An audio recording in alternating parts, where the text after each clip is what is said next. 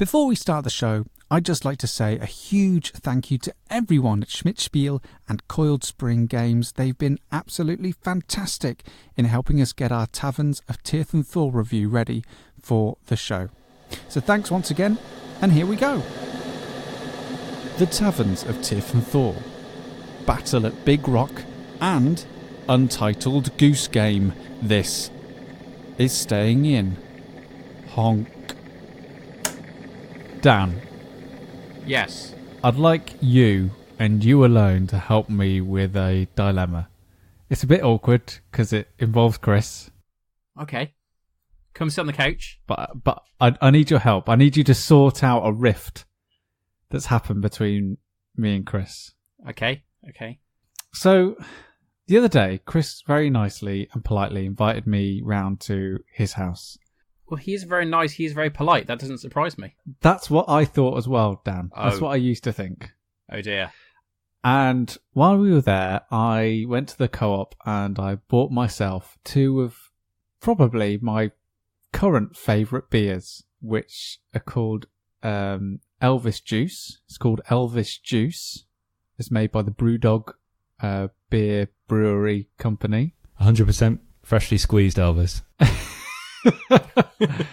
And I bought a couple of those to go and drink while we were at his neighbours playing board games, and we had a lovely time. Such a lovely time, in fact, Dan, that I didn't drink all of my beers. I left one of them at Chris's house. Okay?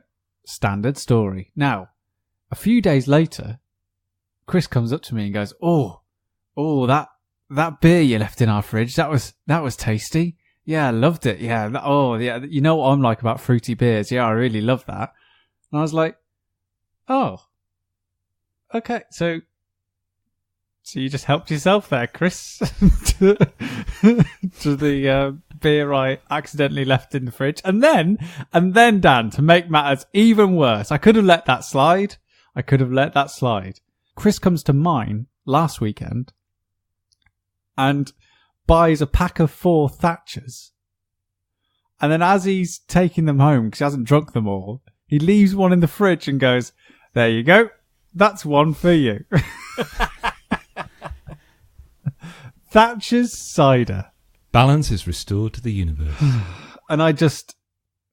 Dan, you've got to sort this out. You've got to mediate this issue. Well, fortunately, I have experience in conflict management, so you've come to the right place here. So, I think firstly, it's important for you both to listen to each other, to listen to what the issue is, okay, and understand where that conflict is coming from. So, Kris, you have to understand that Sam bought these beers because they are his favourite beers, and he looked forward to the next time he came to yours so he could again enjoy the beer in your company. And Sam, you have to understand that these are very tasty beers, and so Kris saw the joy it had brought you, and so had a taste, and then thought he needed to repay that favour by leaving a Thatcher's. Now, the issue that you have, Sam, is twofold. Firstly, you are questioning whether or not it was correct or not for Kris to drink the beer that you had left in his fridge.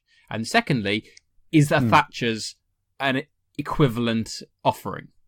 Can I just add to this a bit more information?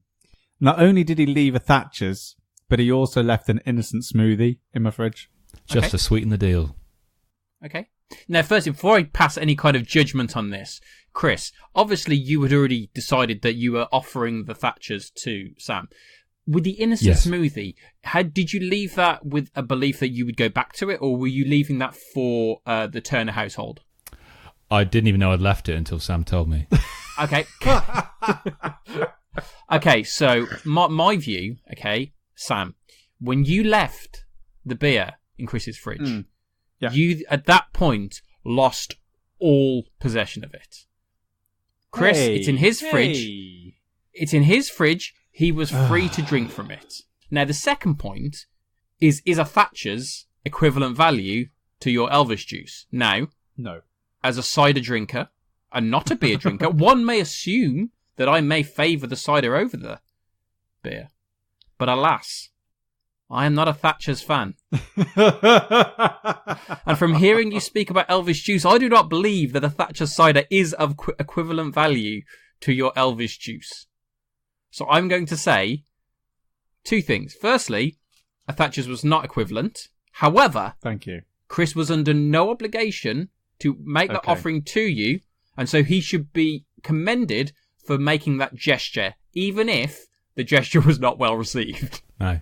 I mean, admittedly, Sam, you'd rather drink that single can of Thatcher's than the crate of root beer that Peter Willington left in your fridge. I was going to bring up the legacy that is the things that Peter Willington leaves in my fridge and never drinks. Well, whenever he's here, he'll always buy something like a crate of root beer, drink one, and then just be like, well, you can have the rest. Or that 4-litre bottle of Old Rosie that he bought. Oh my word. Like, drank a little bit of. Because he's the kind of person who would just be like, oh, I just fancy a little bit of that. Yeah, and then he'll have some of everyone else's drink. But my view, Sam, God. if I were to bring drinks to yours, and I were to leave them in the fridge, next time I came to it, provided it's like in the next couple of days or something, I would hope there was something there that I could drink. But if it wasn't, then that is absolutely fine. I made the decision to leave it there. That is the risk that I take. If it's still there, brilliant, fantastic. I can still have that. Lovely. If it's not, that's on me. I don't know about you, Kris, but I've really enjoyed the first episode of Judge Frost. Yeah, I was literally just thinking that. With an ice cold gavel. It's justice reigns supreme. All cases have to be cold based. They have to involve a cold feature, like a refrigerator. Well, there you go. Session adjourned. Is that right? Yeah. Is that the right thing to say? Case closed. Case closed. Case closed. That's probably still not what judges say. Overruled. No, that's a lawyer. Carry on. We're not stopping until you say something a judge would say. Sustained. Yes, well done. I'm like a minute away from just reciting all the lines from A Few Good Men.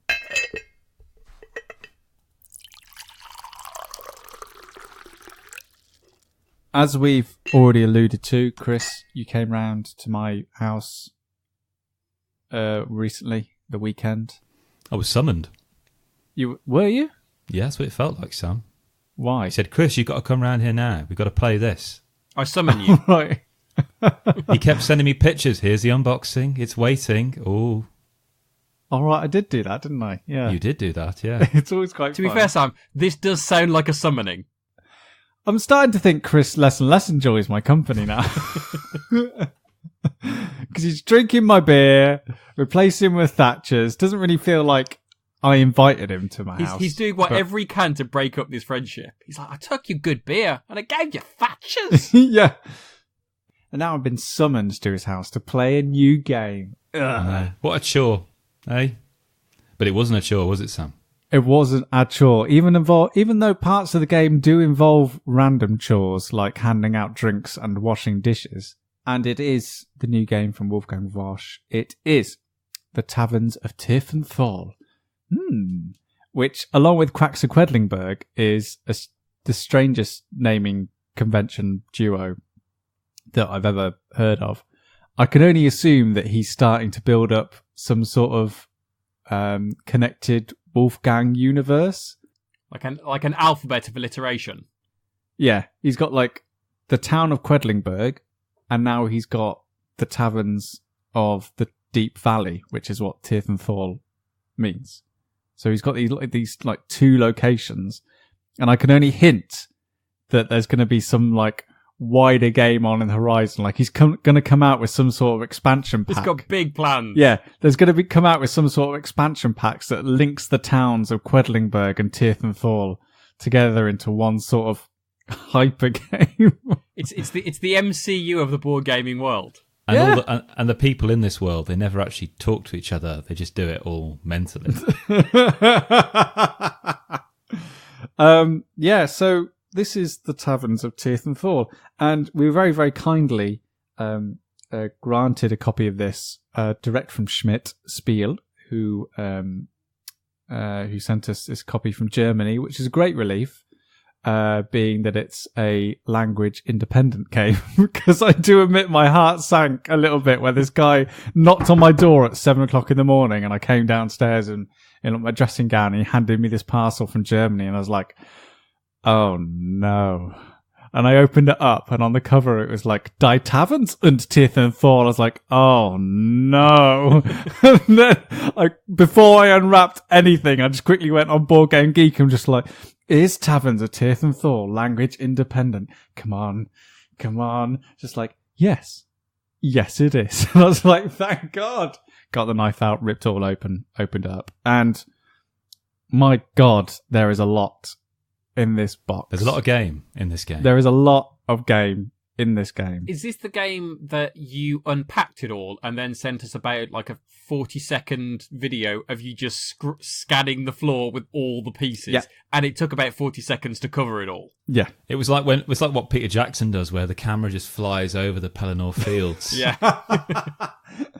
And it was even trickier not having the English rules with me at the time, because I wasn't quite sure, because Taverns of Tiefenthal is a how do you describe it?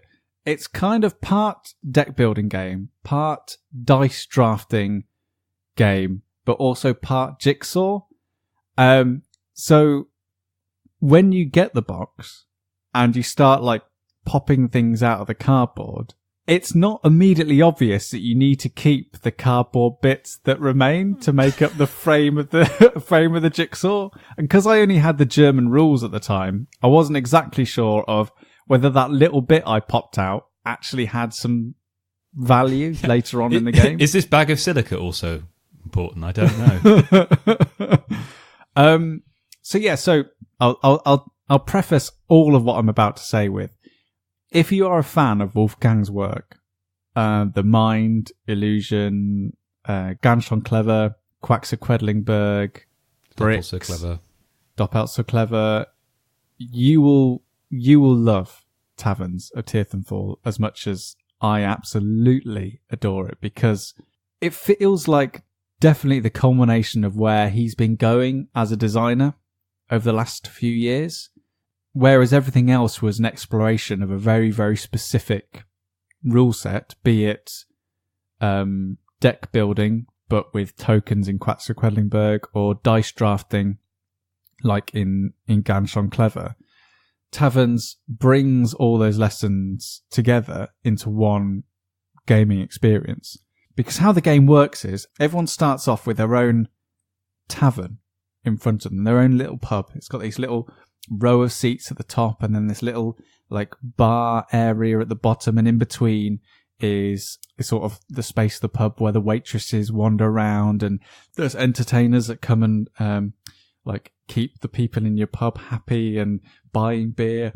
And then to the sides you've got the entrances where men come and deliver like stocks of ale into your like warehouse. Another one where a dishwasher's really hard at work. And it really feels like this board of energy and excitement, really. It really feels like even before you've even started to do anything to it, it does feel like this living and breathing pub. And is this all kind of just like flat, the pieces are just kind of 2D, just flat on the table? There's no kind of built 3D element to it?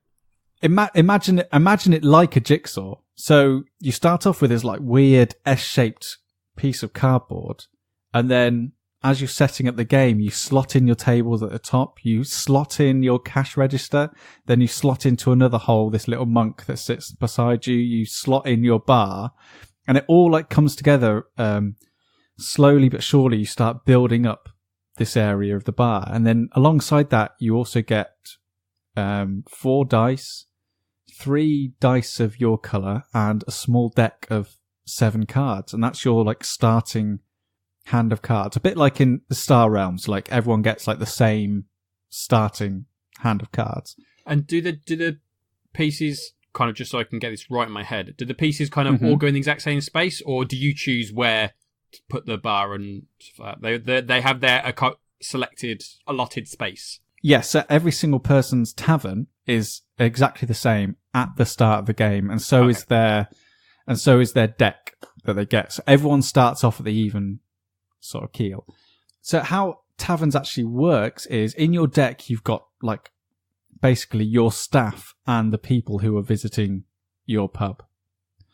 And at the start of the game, the people who visit your pub don't really give out much money. They're just there for maybe a soup and a sandwich and a quick pint here or there.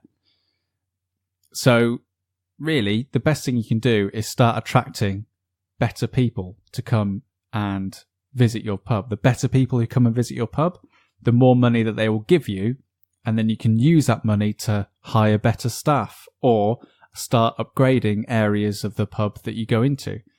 And how you do that is basically by dice drafting, so rolling dice and then putting those dice onto specific areas of your bar.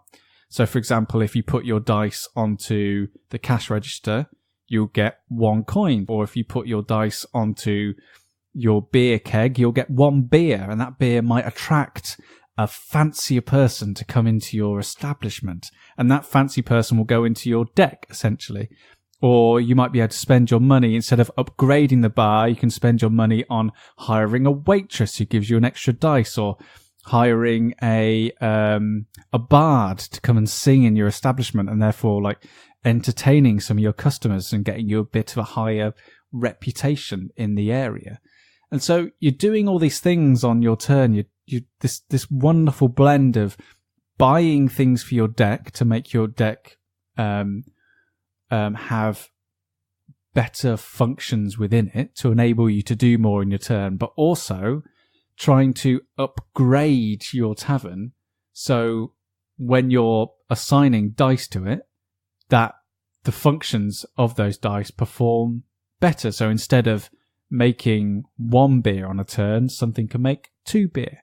And because it all exists in this 2D jigsaw plane, that sense of upgrading is such a wonderful experience, because you literally, Dan, if I say want to upgrade my cash register, you just pop out the little cash register, you turn it around and you pop it back in, and then that's your new little cash register. Or if you want to upgrade so you've always got a waitress that works in your pub, no matter what, you don't have to rely on that card coming out of your deck. You basically like kick out the dog. There's a little tile on it with a dog, and you kick out the dog, turn it over, and there's always a waitress that goes there. Or if you always want an extra table for your patrons to sit at, you kick out the cat, and then you've got room enough to put a table in there, and you put it down. And it's just... So from what you said so far, this, I mean, to me, this is kind of, there's a lot of obviously kind of resource management and the strategy of building up and improving your kind of bar area. And obviously this isn't a single play game. How does the interaction work between the different taverns? What I quite like about it, Dan, is that what prevents that sense of analysis paralysis is in that dice drafting stage. You roll your dice, and then you choose one, and you put the rest on a little coaster, and you pass that coaster to your left. So you can only really strategize with the dice that's going to arrive from your player to the right and what they give you, essentially. And I love that interplay, that dynamic of choosing where to put those dice, and looking around the room, seeing the dice that are getting passed around, and trying to work out, okay, well, it's looking very likely that 3s and 2s are going to be what I'm going to have at the end. So I can quickly start thinking about how I can best place these to either decide whether I want to focus on getting as much beer in the bank as possible, or as much money as possible.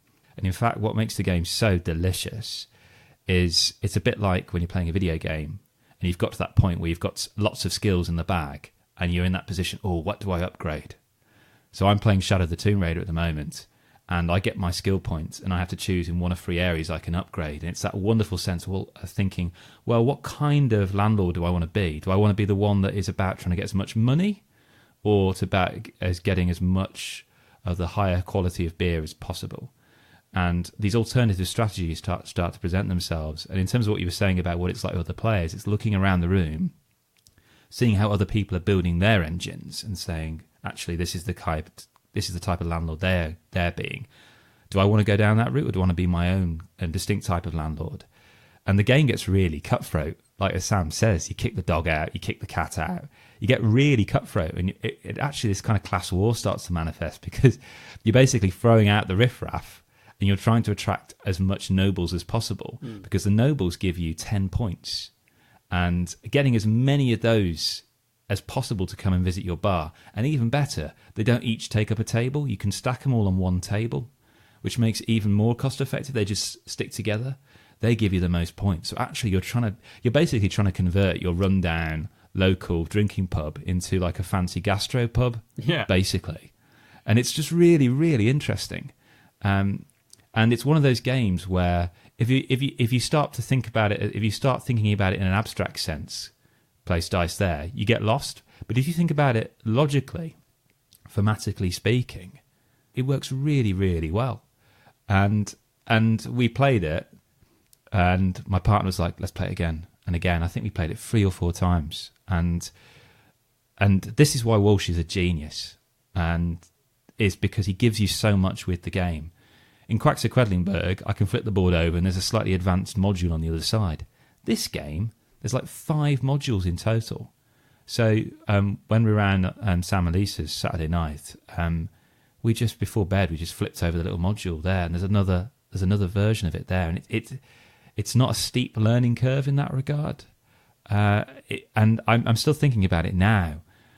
I'm slightly envious of Sam as well, because I was thinking, oh yeah, I really like Quacks of Quedlinburg, but this has got something else here. And both you can own both games, but there's something about this game that just kind of gets under your skin a bit, which I really, really like. And the fact that every new round, a new event reveals itself, a new player will come to the pub, which will give you a little bit more spice to add to the overall flavouring of the game.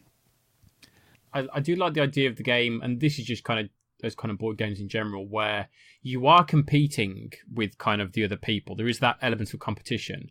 However, you're not necessarily kind of attacking each other or affecting other people's games. So me and you, by the sense of it, me and you be playing, I'm working on mine with my own strategy, you're working with your own strategy, and obviously we're going to end up with various different point levels based on what we've done, but we're doing it in a collaborative environment. So we're not kind of, I'm not affecting your game and you're not affecting my game, other than the dice that are kind of left. Yeah, other than the dice. But I like the idea of being in a situation where you're all competing, but not in that combative sense. And what I do like about it in particular as well is there's not one way that I can find so far to beat the game, that, you know, that case of, oh, well, if I just do this strategy, I always win. There's always enough variability there. Yeah, there's not a tactic you can do that it's kind great, of guarantees honestly. a win. He's knocking it out of the park, this guy. Absolutely knocking it out of the park. And I am going to buy this, I think, for my family. I think my parents would really, really get stuck into this, because, as you say, it's a nice little game. It's got a little bit of conflict there, but not so much that, you know, you're not going in and vandalising each other's pubs. You're not kind of running amok there, really.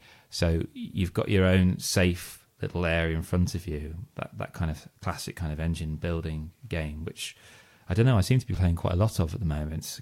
Games like Brass and Scythe, where you've got your own little machine here that you work out the cause and effect. If I put something in there, I know exactly what's going to happen to spit this out here. And that satisfaction of that kind of Newton's cradle, that perpetual motion device, it just keeps going. If I put just enough fuel into it, it'll give me just what I need to eke out some kind of a victory, really. But one thing I want to say, Sam, I've got a great analogy. Your wife makes very good tiffin. Yes. I can confirm this is true. She'll say, I'll get like a wonderful message when she knows I'm coming around, and she'll say, Kris, what do you want in your tiffin? And I'll just say, as usual, I'll say, as long as it's got Maltesers in it, Lisa, I'm happy. And sometimes you get those things, and if you put them together, it just doesn't work. But what the Taverns of Tiefenthal for me is, it's basically a tiffin. It is the kind of best bits of his work. And rather than creating a very yucky feeling in your mouth, it just works beautifully in harmony. It's very strange how it does that. I mean, the only analogy I came up with was based around Weetabix. So Lisa's tiffin is a much better example for how that works. the abiding feeling of Taverns is that I think about it a lot. Like, after I play it, it just lingers around. Like, sometimes I just can't stop thinking about it. Because Quacks of Quedlinburg is fantastic in the moment. Taverns doesn't have that sort of emotion with it. Instead, looking around the table, everyone is locked in this wonderful sort of trance-like state where everyone is going, right, if I just move that dice there, that will give me this amount of money, but if I have this card here, then that'll bring in this amount of beer, which means I can buy that card, which will mean that will get me that on the next turn, and then this on the next turn, and then I'll be doing that on the next. And what's wonderful about Taverns is that, you know, that annoying thing that people do sometimes during their games when it's just like, right, I'm going to be doing this on my turn. I'm going to be moving forward 5, which is going to get me this, which is going to buy me that, which is going to do this. And to all of you, I'm much better. That was a fun game of Twister. Yeah, that happens every time on Taverns. But you just sit there transfixed to just like, what sweet alchemy is this? Like, oh my good God.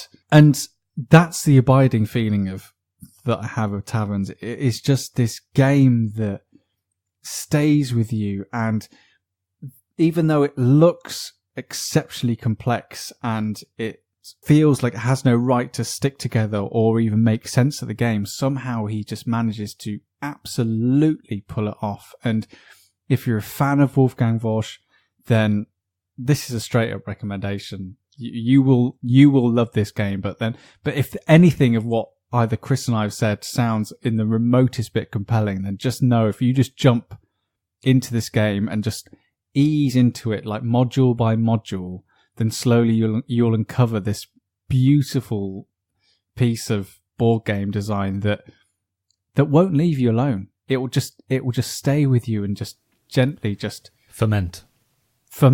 Yeah, just be part of your life in this wonderful way. It is not only an exceptionally complex game, but also an exceptionally well-balanced game that's fair for everyone who gets to play. So, guys, I just got you to watch the Jurassic World short film, Battle of Big Rock. You did. What did you think? What a viewing party! What have you? It was. We get together from all corners of the globe. I mean, a very small corners of a very large globe, but still the same. To watch things in silence, which is something, Sam, me and you've been doing for a long time. Yeah, I do remember. I do look fondly on that time that you came all the way to Salford for business reasons. Oh no! I was in Salford for about 2 weeks, so it wasn't just like a day. I was working in Salford for like 2 weeks in the same building as Sam. I was living in London. Sam's in Salford. I come up to Salford for 2 weeks. I'm living in a hotel next door, so we're in the same building. What do you think? How do you think me and Sam kind of took advantage of being in that same vicinity? Two best friends in that vicinity. What do you think we did to take advantage of that? There's some nice eateries and bars and stuff in the Media City area, so okay. I presume. Well, we maybe went for lunch. We kind of took advantage of us having our lunch breaks and like business lunch. Well, we did have lunch. That's correct. We did technically have lunch. Yeah. Yeah. Mm-hmm. We decided to sit at a very small table opposite each other. Again, maybe playing a game or something like that. Something entertaining, social. No.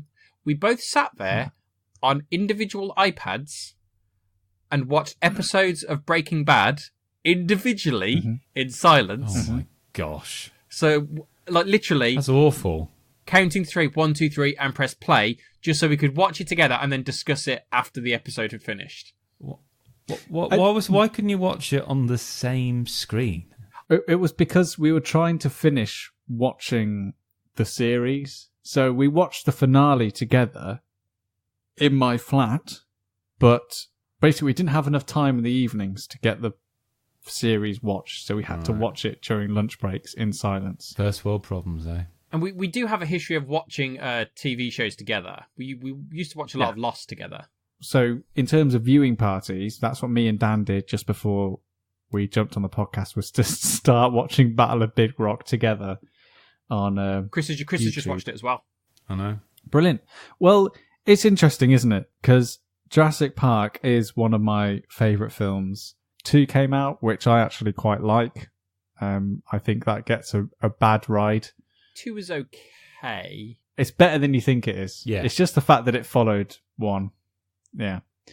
3 is just 3.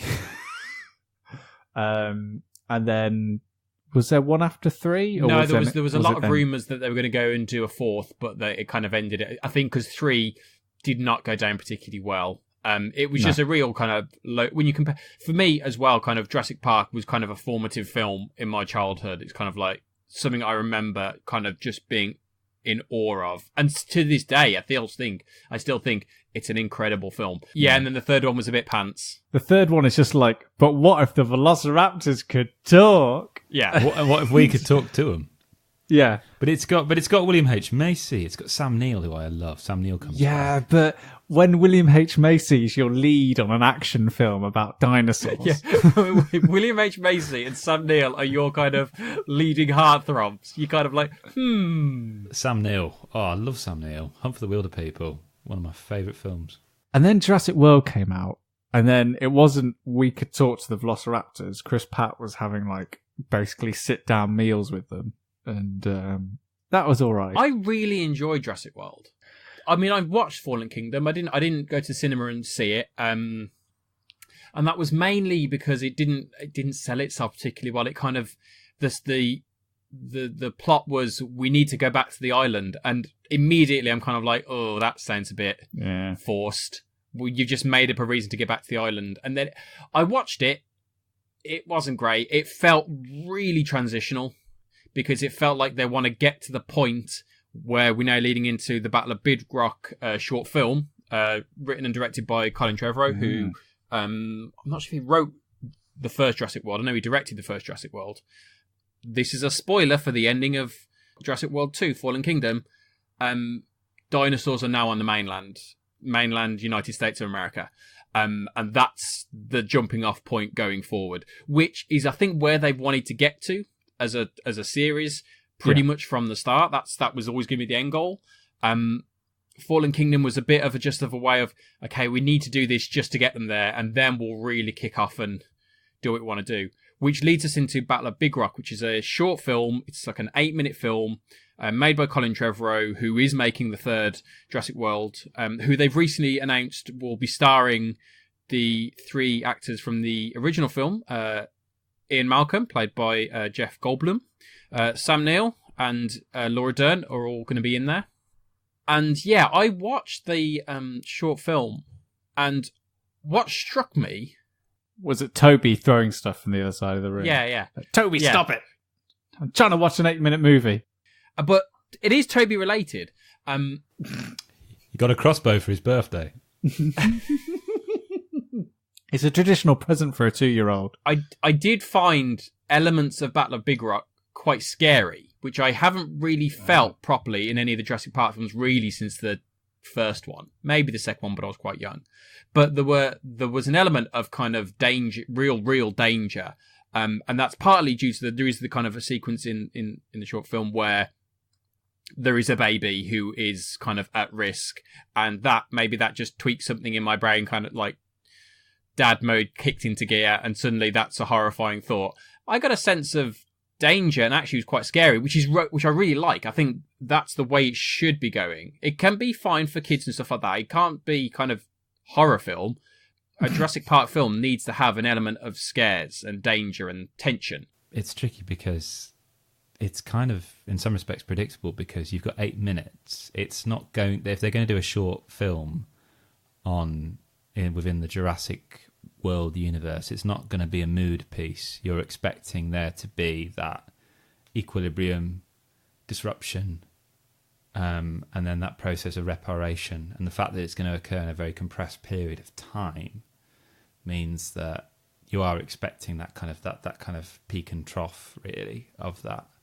What I found particularly striking, quite interesting about it, was just the use of long takes, which is really quite nice, where the camera kind of just moves around and you really feel you're in that cramped camper van, which is this family on holiday camping, and seeing it through their eyes, narrated by the child who's just explaining, okay, that one's the herbivore, that's the Allosaurus. I found very interesting and quite nice and very Spielbergian. It's a real kind of like a throwback, a callback to in the original film where they're all sat in the cars and it all starts to happen. You've got the cameras in the cars with them looking out the windows at the dinosaurs. And it kind of, there is like kind of a throwback to that, I think. I actually felt like Battle of Big Rock was probably the closest we've come from a genuine sort of Jurassic Park experience in a long, long time. I don't think we'll ever get that sort of experience again, but what made Jurassic Park and The Lost World so interesting is when it was people were trying to deal with dinosaurs whilst at the same time trying to understand the dinosaurs whilst they were doing it. So trying to essentially learn how they behave. And those films are all about the fact that life finds a way, and sometimes you cannot predict behavior, and sometimes you cannot prevent everything that's happening. So suddenly when you introduce characters in Jurassic Park 3 and Jurassic World that can talk to dinosaurs, it's kind of like, well, didn't really feel like there's any tension anymore, because suddenly we're able to understand. And the only reason that dinosaurs are any threat to us anymore is because we genetically engineered a dinosaur. And that's what Battle of Big Rock kind of resets in a way, is the fact that we're no longer in this sanitized environment where we have control over the dinosaurs anymore. They exist with us in a natural space. So it's a lot more like Jurassic Park in that sense, where there is a distinct lack of understanding between the two species. So when stuff starts going down in Battle of Big Rock, it feels a lot more tense, because the family who are trying to fight off and who are trying to survive this dinosaur attack, they don't know how to deal with it. It's all like instinct, and it's all like last minute thinking and really edge of your seat stuff, because it's just a wild animal, a very, very powerful wild animal. And if this is the way the series is going to go, like examining what life would be like coexisting with dinosaurs in the wild, then I think that's really, really, really, really interesting. It almost sounds a bit like a World War Z style book, just little diary entries of people and their encounters with dinosaurs. Like at the end of the short film actually is one of my favorite bits, where it's like lots of this home movie footage of people like a small girl being chased around by those like little chicken dinosaurs, and it's really quite funny. Some people getting married and throwing some doves in the air, and then suddenly this like pterodactyl flies. It's probably not a pterodactyl, and someone will shout at me for like, oh no, it's a tetradon, rah, rah, or whatever. Flies out the air and kills one of the doves. Like that to me is super interesting. Like that, like we don't understand the nature anymore. We're not controlling it. We're not creating anything new. So this is the world we live in now. Like, how do we find that balance? Like that is super interesting. So there's another Dan on the podcast this time. Excuse me? Yeah, there is.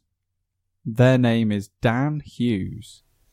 Oh, yes, I know Dan. Oh. At DGHUGHES28.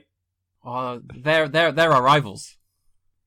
DG Hughes. They're our rivals. They're our Charity Miles rivals. Oh. They started my the Charity God. Miles League in competition with us. But everyone wins. That's perfect. Yeah. But still. So what? So do we want this question or not? I didn't realise that. Go for it. Lay it on us. Okay, lay it on you. Like Marmite peanut butter. So at DG Hughes 28, Dan Hughes. Hello.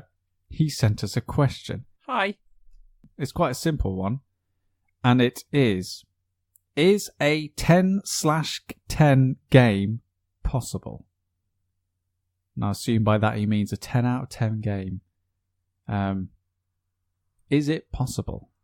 I mean, it is possible. Yeah, it is possible. Hasn't happened. It has happened. No, actually, hang on. I take that back. It has happened. It is possible, but it's also subjective to the person making that decision. Go on. So I may play a game. I mean, I don't think I've played a game that's a proper 10 out of 10. The closest I've come is probably one of the Uncharted games or The Last of Us. That's the closest I've come to a 10 out of 10 game. So what makes a 10 out of 10 game for you? There's no set type of game. It's the experience that I have with it. The reason I'd probably say I've not had a 10 out of 10 game is there might be niggling things or tiny little features. And for me, a 10 out of 10 game has to be flawless. Because if you can't fault a single thing about it, then it has to be 10 out of 10. And similarly, if you can fault anything about it, it can't be. It can be 9. 9 is fine.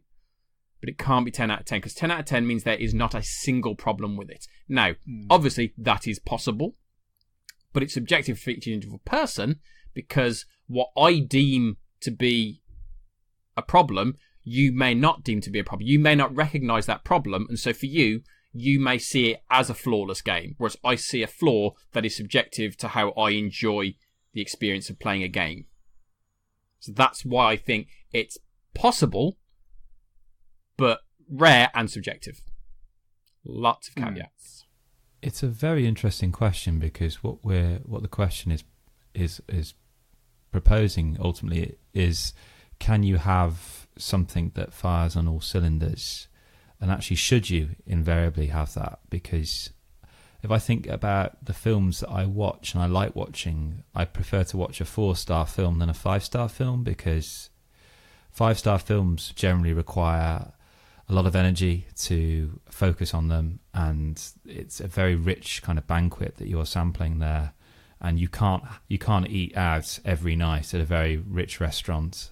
A 4-star film for me is something that I can concentrate on if I want to, but equally I can have it in the background and I can go along and enjoy the ride of it. I can enjoy the experience of it, as opposed to feeling as if I need to be committing everything to it because it is so well and highly regarded, let's say. And I don't know, I quite like games to have that little bit of a flaw, a loose thread that's dangling, because that's what gets under my skin, and that's what keeps it percolating in my brain and wanting to go back and revisit it again. I'm more likely to rewatch a 4-star film than I am a 5-star film, but that's me. And as Dan says, it's inherently subjective. And if we're a 10 out of 10, you're suggesting that there's some kind of quantitative manner by which you can tabulate or measure the quality of something, whereas what we're talking about here is something experiential, which is qualitative. It's the quality of that experience. So you can have a 10 out of 10 game, but your 10 out of 10 game won't be the same as anyone else's. Here's a list of recent 10 out of 10s that popular video game website IGN have given, just to give you an idea of what they are giving perfect scores to. Red Dead Redemption 2, God of War, Celeste, which I might agree with, Super Mario Odyssey, Undertale, which is probably the closest game I've played that is a 10 out of 10. It's, yeah, incredible. And Metal Gear Solid 5, The Phantom Pain. Wow. Which, yeah. I was once a actual video game critic. Like, I did some stuff for video game websites and things and actually reviewed them. And my personal opinion was that a 10 out of 10 game wasn't a signifier that it was a flawless game, because I agree with you, Dan. I don't think a perfect game exists, and I also think it's, when you're giving something a 10 out of 10, to me, that is something that has to signify something special to everyone who enjoys video games. So the way I always looked at it is, if I was going to give a game a perfect score, it was because that game was doing something so incredibly special and unique, and doing it in a really polished and compelling way, that giving it 10 was almost an action that would elevate it above everything else, so therefore give it some more attention. Does that make sense? Yeah. I mean, I remember you giving a perfect score to a game. Did I? Yeah. Which one? You gave a perfect score to Rayman Origins. No, I gave it 9 out of 10. Are you sure? Yeah, because I can remember the reasons why I gave it 9 out of 10. So, Rayman Origins was nearly a close 10 out of 10 game for me, and because I felt that giving it a 10 would mean that people would almost take it seriously and think that, yeah, this must be something really unique, really compelling, and really interesting, which at the time it was. I called it the first symphony ever written for video games. But where I didn't give it a 10 is that Rayman Origins tries to tell a story, but it never manages to tell that story in any coherent way. You did give it 9 out of 10, I just checked. Yeah. Damn it. And I know. If it had got rid of the story, or just had a story that was a little bit in the background or wasn't really showing that much attention, then yeah, I would have given it a 10. But the fact it attempted to do something and neglected it, then I felt that that was an oversight of the design of the game, and in a way hampered the experience of it. Because at the end of the game, there's this big reveal, and I was like, who the hell is that? So it's not what you're looking for, really, in a reveal. This game is incredible. It's 10 out of 10, and then suddenly, who are you, and why should I care? Why am I chasing after you? And I had no cause, even though the game thought that the story was good enough that by that time I would have been like, ha, I knew it was you. Now I'm going to take you down, and just like, so that was my reason. Are there any games that, because obviously invariably over time, your review, your number, the metric you would ascribe to a game would probably depreciate, because what was like the pinnacle of, graphics at a given point, if we're talking about video games, for example, was a 10 at that point, relatively speaking, may not be now. But are there any games in which you've given it a number, but actually thinking back, it's kind of increased in its quality? It might have been that it caught you at the right time in your life and you look back on that particularly fondly, and it wasn't just the actual game itself, but the actual experience around it, the context it was within, let's say, that has made that increase in quality in your eyes. I think that's an important point, and I think it's not just about games. As you mentioned, it's kind of films, it's TV, it's books, it's everything. A lot of it will depend on the point in time of when you are experiencing that thing. Now, that could be elements like kind of graphics and stuff, which do change over time, but it could just be I played it in a time where I was really down and this game lifted me. And similarly, you will play a game later on that surpasses it, and so when you go back to play that same game that seemingly was perfect before, you're seeing the flaws that you perhaps didn't see first time around because you didn't know at the time that they could be done much better. Over time, that feeling can depreciate, but also kind of, if you haven't watched it again, your kind of feelings can grow towards it. My feelings with Shenmue, I played it for ages, and then I hadn't played it for years, and just what I have in the back of my head isn't the game, isn't the actual physical game. It's the experience of playing it when I was young. That's what I hold in my head, and that's what I judge that game on. So when I play it again now, I see all of the flaws. And I mean, it's a very old game. When you compare it to new games this year, the new games that are coming out now, there are many big flaws in those games. But when I think about my experience of them, I don't think about when I played it 2 months ago. I think about when I played it on the Dreamcast, and it was this behemoth, this kind of incredible experience that I kind of just was blown away by. And that's, I think, the point you're touching on in terms of the context of when you experience something affects how you can judge it. And so your decisions can change over time, depending on your feelings. Sorry, lad. Sorry, I was just playing on my new shiny thing that I've bought. Have you bought a new shiny thing? I bought a new shiny thing, Dan. I was one of those people who Nintendo fans tend to describe as a casual gamer. Oh, Because I went and bought, for the very first time in my entire life, I bought a piece of gaming hardware on the day it came out, on the day it was released. And I have... Incredible. I know, I've never done that before. I've done that once. What was that, Sam? What was that? It was a Nintendo 3DS. Ah, well. I don't think I've ever done it. Dan, I've bought the Nintendo Switch Lite. Look at that. Look at that in all its turquoise blue. Beautiful teal. It is. And honestly, Dan, that was the thing I denied about the most, was the colour, believe it or not. Yeah. And it is actually, as it says in the title, it is very light. And it feels, it is the cutest thing I own, without a doubt. It is adorable. You just want to pick it up. It's like a newborn baby's there, and you just want to hold it and say, "Oh, look at you! You're beautiful. Oh, it's adorable. You've got your father's eyes." And yeah, this is what I've got here with some Nintendo Switch Lite.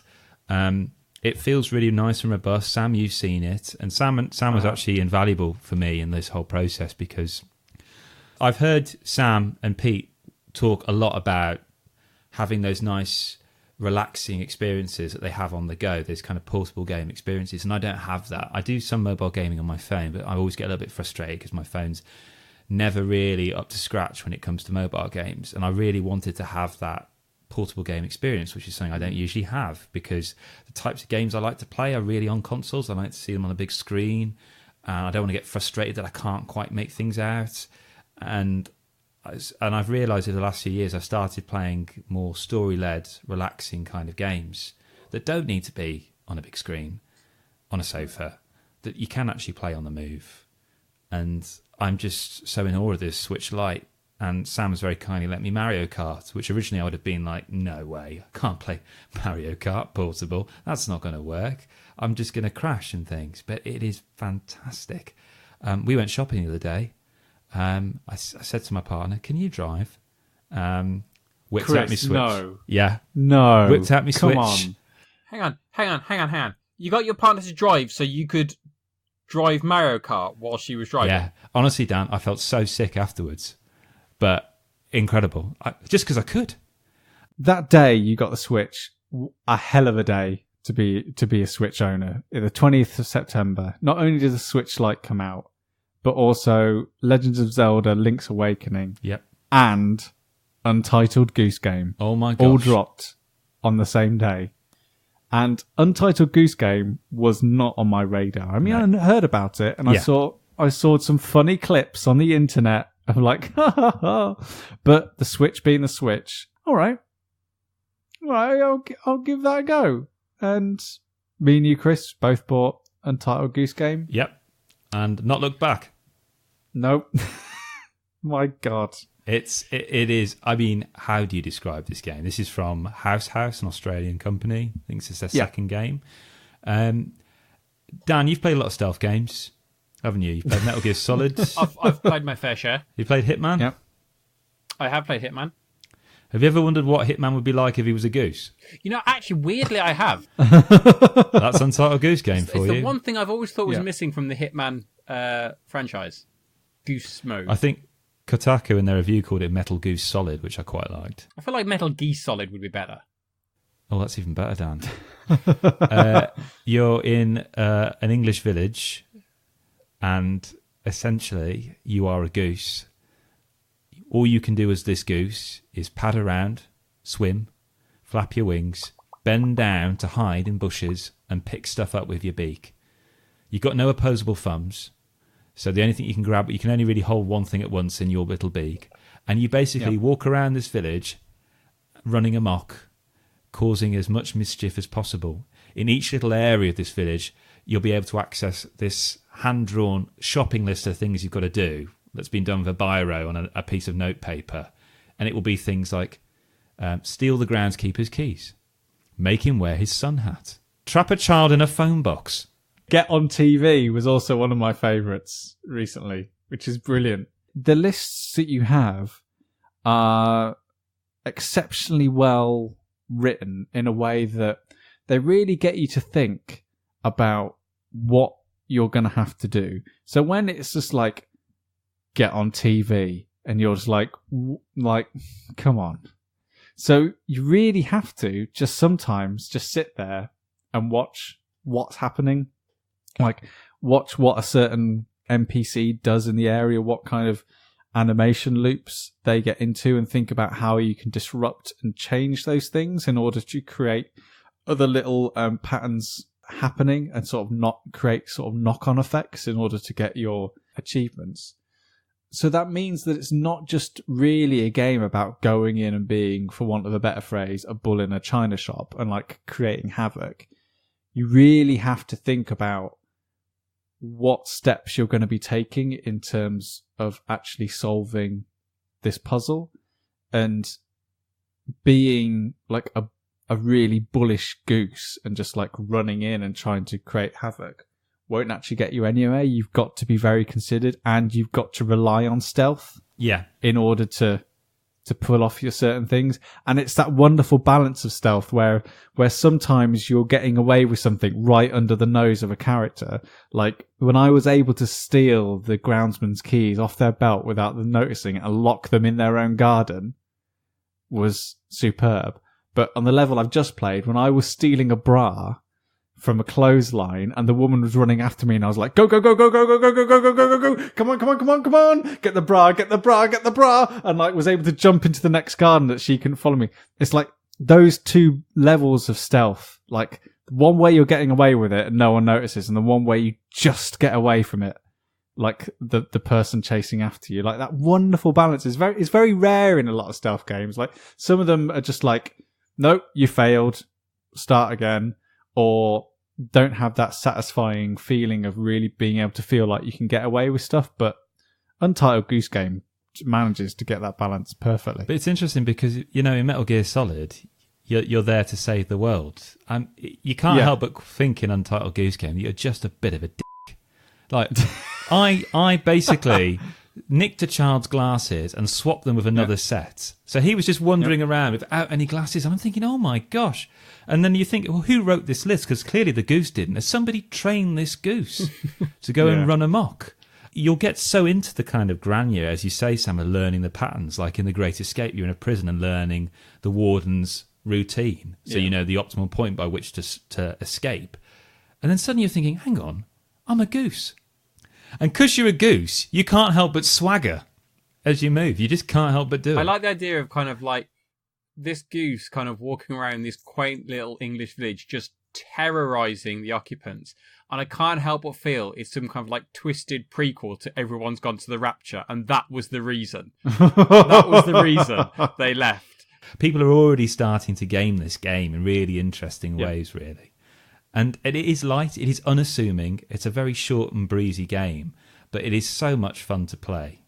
That was Staying In with myself, Sam Turner, Kris Darby and Daniel Frost. Once again, a massive thank you to everyone at Schmidt, Spiele and Coiledspring Games for all the help they gave us getting our Taverns of Tiefenthal review ready for all of you to hopefully enjoy. Get it. It's an incredible game. The best thing that you can do now is, of course, subscribe to the show if you haven't already. It's the easiest way to make sure you get the next one direct to you as soon as it comes out. Also, tell your friends, family, colleagues, co-workers, associates, your solicitors and window cleaners about the Staying In podcast. We really enjoy what we do, getting to share the things that we're currently loving about the great indoors with everyone. So the more people who get to hear it, the better. If you want to send us a question, then Twitter @StayingInPod, Instagram also StayingInPod, which has some gorgeous photos on it going up quite regularly. And stayinginpodcast.com is our website where you can find out more details of how you can get in touch with us, our Steam and Board Game Geek curator pages, as well as tons of other things. So why not take a look there when you've got a spare 5 minutes? It's been an absolute pleasure. And until next time, bye-bye.